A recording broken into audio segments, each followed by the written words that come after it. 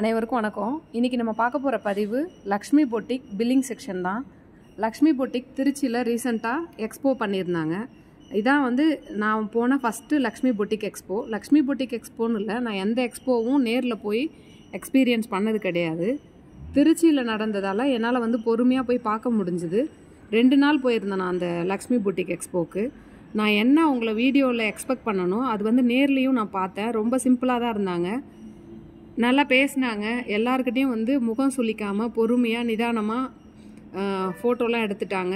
அதுக்கப்புறம் கஸ்டமர்ஸ் கேட்குற கேள்விகளுக்கும் பொறுமையாக பதில் சொன்னாங்க. ரொம்பவே ஆச்சரியமாக இருந்தது. அதுக்கப்புறம் பார்த்திங்கன்னா அவங்க சேலைகள் வந்து எல்லோரும் நிறைய லேடிஸ் காஸ்ட்லியாக இருக்குது, விலை அதிகமாக இருக்குது அப்படின்ற மாதிரி சொல்கிறாங்க. இப்போ நமக்கு தெரியும், ஒரு பொருள் வந்து தெருக்கடையிலையும் வாங்கலாம், பிராண்டடாகவும் வாங்கலாம். அது வந்து நம்மளோட டெசிஷன் தான். அது மாதிரி தான் இப்போ சேலை வாங்கணும்னு முடிவு பண்ணிட்டீங்க. சேலை வந்து சாதாரண கடையிலையும் கிடைக்கும், இது மாதிரி பொட்டிக்ஸ்லேயும் கிடைக்கும். அப்போ நீங்கள் கம்பேர் பண்ணுறீங்க. கம்பேர் பண்ணுறப்போ உங்களுக்கு பிடிச்சதுன்னா தான் வாங்க போகிறீங்க. அதை எதுக்கு நம்ம போய் குறையாக சொல்லணும்?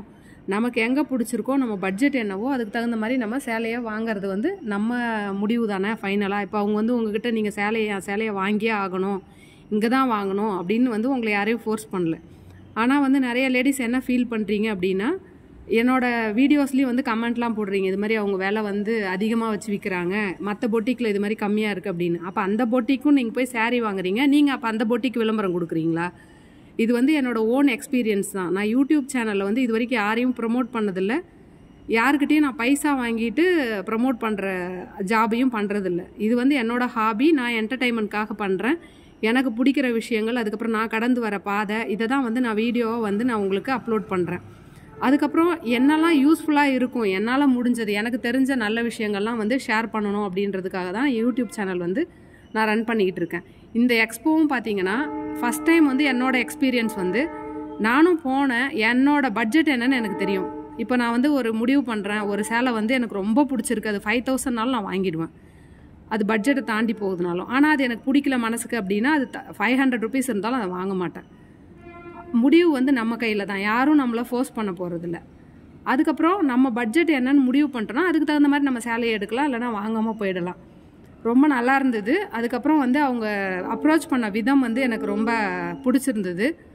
எனக்கு வித்தியாசமாக பண்ணணும் அப்படின்னு தோணுச்சு. எல்லா வீடியோவும் வந்து நான் கவர் பண்ணேன். அப்போ பில்லிங் செக்ஷன் போகிறப்ப ஆச்சரியமாக இருந்தது.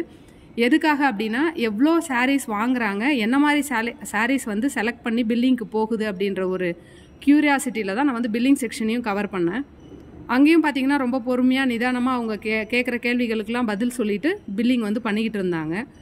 அவங்க கூட இருக்க ஒர்க்கர்ஸும் பார்த்திங்கன்னா அவங்கள மாதிரியே பொறுமையாக இருந்தாங்க.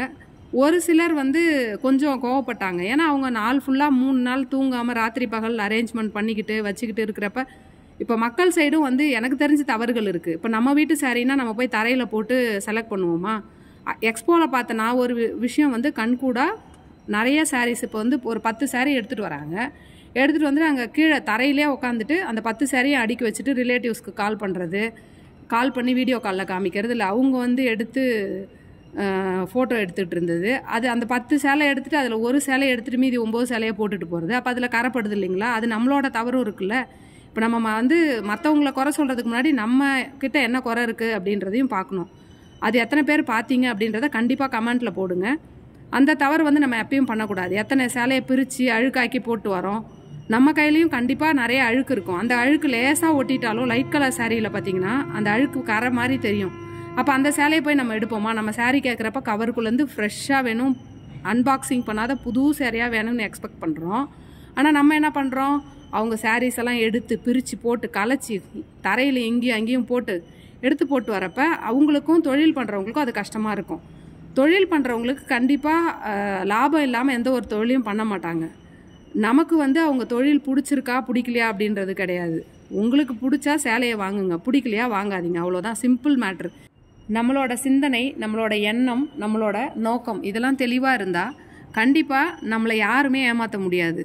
அதையும் மீறி நம்ம ஏமாறுறோம் அப்படின்னா அது நம்மளோட தவறு தான் அப்படின்றத நான் சொல்லுவேன். ஏன்னா ஒருத்தவங்க நம்மளை வந்து ஏமாத்துறாங்க அப்படின்னா அப்போ நீங்கள் எவ்வளோ ஏமாலியாக இருக்கீங்க அப்படின்றத நம்ம தான் வந்து திங்க் பண்ணணும்.